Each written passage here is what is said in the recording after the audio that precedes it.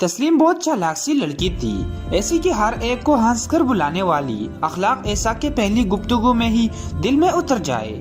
وہ 3 بھائیوں کی اکلوتی بہن تھی، ماں باپ کی لاڈلی اس کی ماں سمرین جو کہ اسے دیکھ کر ہی جیتی تھی، اور ابا گھر میں لائی گئی ہر چیز پہلے تسلیم کے سامنے رکھتے تھے، اور بھائی ان کے تو جان تھی تسلیم میں۔ بھائی تو ویسے بھی بہنوں کا مان ہوتے ہیں، شان ہوتے ہیں۔ وہاں تسلیم نے منہ سے بات نکالی نہیں کہ پوری بھی ہو گئی۔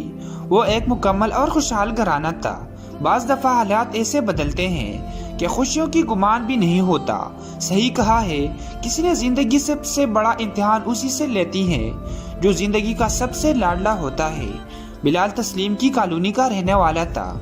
تسلیم جب بھی کالج جاتی، راستے میں آتے جاتے اسے دیکھتا تو مشکل سے ہی دل کو سنبھال پاتا، مگر عمر کا تقاضا ایسا ہوتا ہے کہ زندگی کب کوئی شخص اہم ہو جائے پتہ ہی نہیں چلتا۔ کچھ ایسا ہی حال بلال کا تھا۔ وہ اتنی خوبصورت تھی کہ کوئی اسے ایک نظر دیکھے تو دوبارہ دیکھنے کی خواہش کرے۔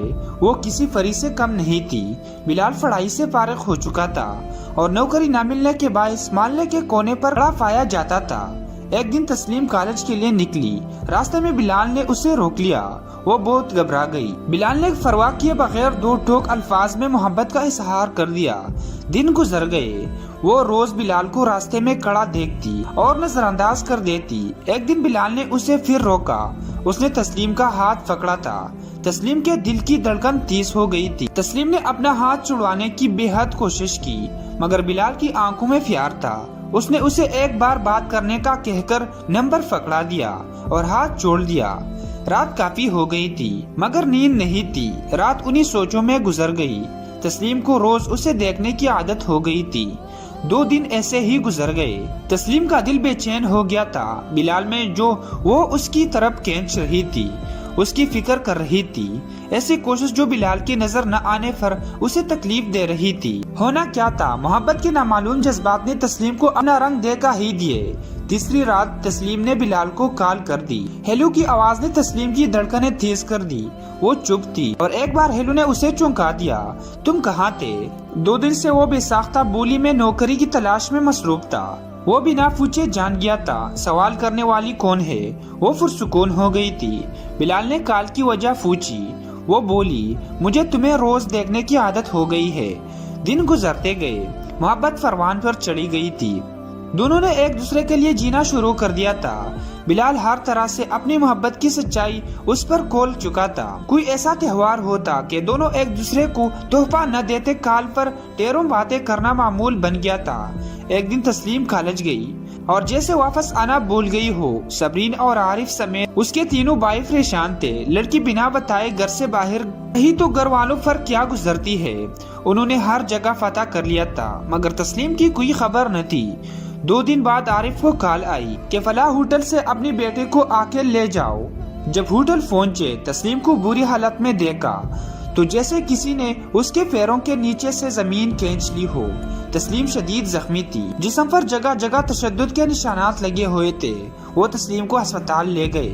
ڈاکٹر نے بتایا کہ تسلیم کو زیادتی کا نشانہ بنایا گیا ہے۔ اس روز بلال نے تسلیم کو کال کر کے ملنے کا کہا تھا۔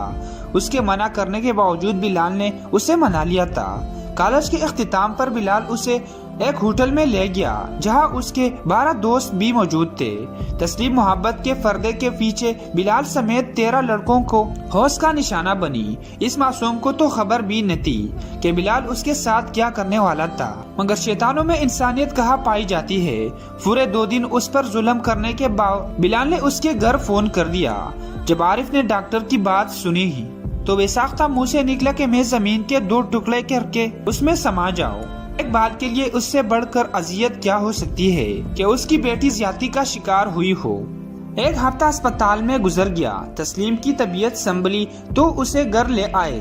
عارف نے سمرین، تسلیم اور خود کو کمرے میں بند کر لیا اور چپ چاپ زہر کا پیالہ سامنے رکھ دیا۔ سمرین اور تسلیم کو کہا کہ تم دونوں میں سے کوئی پی لے یا میں خود بھی پی لوں گا۔ تسلیم کے چہرے پر معصوم سی مسکراہٹ تھی۔ وہ ماں باپ کی زندگی عذاب نہیں کرنا چاہتی تھی۔ وہ جب زہر اٹھانے لگی تو ماں تڑپ کر رو پڑی۔ عارف نے بیوی سے کہا، اگر تم نے اسے روکا تو میں خود مر جاؤں گا۔ سب مجبور تھے۔ تسلیم ایک ہی گھونٹ میں سارا زہر پی گئی اور کچھ ہی دیر میں وہ مٹی کے ڈھیر کے سوا کچھ نہ تھی۔ اس کی ساری خوشیاں، لاڈ پیار، عزت، غیرت، سب کچھ اس کے ساتھ ہی اس کے قبر میں دفنا دیا گیا تھا۔ ایک ہنستا بستا گھر زندہ لوگوں کا قبرستان بن گیا۔ بلال اور اس کے ساتھی آج بھی جیل میں ہے۔ تسلیم کے بھائی اور باپ آج بھی تسلیم کی قبر پر جا کے روتے ہیں اور کہتے ہیں کچھ غلطی تمہاری تھی، کچھ غلطی ہماری تھی۔ تسلیم کی ماں کو اس کی موت کا غم لگ گیا اور کچھ عرصہ زندہ رہنے کے بعد اس کی ماں مر گئی۔